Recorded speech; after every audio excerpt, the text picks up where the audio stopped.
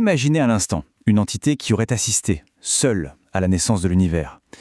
C'est de cette figure, d'une importance cosmique absolument immense, dont on va parler aujourd'hui. Orunmila, l'Orisha Yoruba de la sagesse. On va tenter de comprendre ensemble son rôle qui est juste fondamental. Et tout commence avec ce titre. Un titre à la fois puissant et un peu mystérieux, non? Eleri Ipin. C'est comme ça qu'on le nomme, le témoin de toute la création. Rien que ça. Forcément, ça pose une question immense, mais quelle peut bien être la nature d'une entité qui détient un savoir pareil? Alors voilà le plan pour explorer tout ça. On va d'abord voir son rôle de témoin de la création, puis suivre son parcours de prophète. Ensuite, on plongera dans les secrets de l'Ifa, avant de décoder les schémas du destin. Et on terminera sur son héritage, qui est toujours bien vivant aujourd'hui. Allez, on attaque la première partie. On va essayer de comprendre pourquoi Orunmila, c'est bien plus qu'un simple prophète. C'est vraiment le pilier, la colonne vertébrale de la sagesse dans toute la tradition Yoruba. Bon, concrètement, qui est Orunmila? En fait, le réduire à un dieu de la sagesse, ce serait passer à côté de l'essentiel. Il est le gardien de l'Ifa, ce système divinatoire qui est censé révéler les secrets du destin. La nuance, elle est là. Il ne fait pas qu'interpréter l'oracle. Il est cette connaissance. Il l'incarne.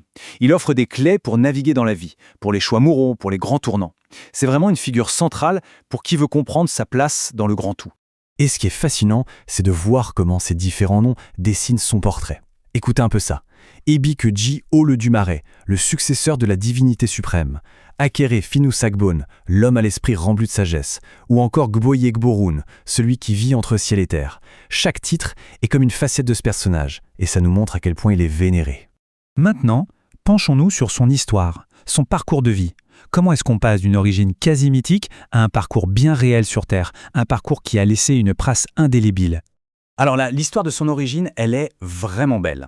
La tradition raconte que la divinité suprême, Olodumare, aurait envoyé 3 messagers sur Terre. Agbon, la sagesse, Imo, la connaissance, et Oye, la compréhension.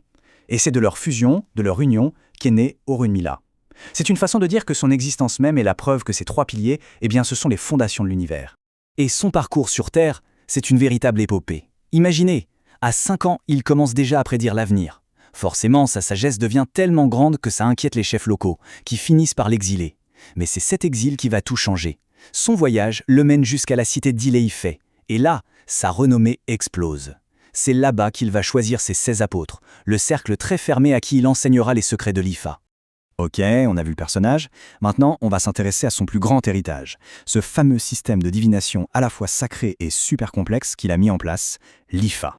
Et là, il y a un détail super important. Les outils de l'Ifa, ce ne sont pas juste des objets. Le plateau de divination, par exemple, le Ponifa, lui, aurait été donné par un autre orisha très puissant, Shango. Qu'est-ce que ça nous dit? Eh bien, ça montre une sorte de collaboration, de respect entre les divinités. Ça vient souligner à quel point ces outils sont sacrés, qu'ils ont une connexion directe avec le divin. Alors, comment ça marche en pratique? C'est un processus assez fascinant. Le devin, le babalawo, commence par étaler une poudre sacrée sur le plateau. Ensuite, il manipule des noix de palme sacrées pour créer un motif. Ce motif, qui a un nom, un odu, il le dessine dans la poudre. Et c'est cet odu qui est la clé de tout. C'est lui qui porte le message, qui ouvre une fenêtre sur ce qui est possible. Bon, maintenant, on va plonger vraiment au cœur du réacteur du système IFA. Ces fameux motifs, les odus. C'est quoi exactement? Qu'est-ce qu'ils représentent? On parle ici d'un véritable langage cosmique. Un odu, ce n'est pas juste un petit symbole. Non, c'est bien plus que ça. C'est comme un chapitre entier, un univers de possibilités à lui tout seul. L'analogie qui marche bien, c'est de le voir comme un alphabet sacré. Chaque lettre, chaque odu décrit une partie de la réalité. Et chaque lettre vient avec son lot d'histoire, de leçons, de conseils. Et pour voir à quel point ce système est riche, rien de mieux qu'un exemple. Prenons 2 odus. D'un côté, on a Ossa. C'est l'élévation, la sagesse, c'est positif. C'est l'air. Et de l'autre, on a Okana. Là, on parle de chagrin, d'épreuve, c'est plus négatif, plus contraignant, c'est la terre. On voit bien que l'IFA, ça couvre absolument tout le spectre de l'expérience humaine, du meilleur comme du pire. Mais attention, tout ça, ce n'est pas juste une histoire ancienne figée dans le temps. Loin de là. Comment est-ce que cet héritage d'Orunmila continue de vivre et d'influencer le monde aujourd'hui? Même les couleurs qui lui sont associées, le vert et le jaune, racontent quelque chose. Le vert, c'est simple, c'est la vitalité, la fraîcheur des feuilles, la vie à son apogée. Le jaune, c'est la feuille qui sèche, qui tombe, la fin du cycle. Les deux ensemble, en fait, symbolisent toute la vision Yoruba du cycle de la vie et de la mort. Et la sagesse de Runmila est là pour guider à travers toutes ces étapes. Et aujourd'hui, Orunmila est célébré le 4 octobre. Et il y a un truc vraiment fascinant. Avec l'histoire et la diaspora, il y a eu un syncrétisme avec le catholicisme. Il est souvent associé à Saint François d'Assise. Et les traditions perdurent, on continue de lui faire des offrandes bien spécifiques, comme des poules noires ou des ignames.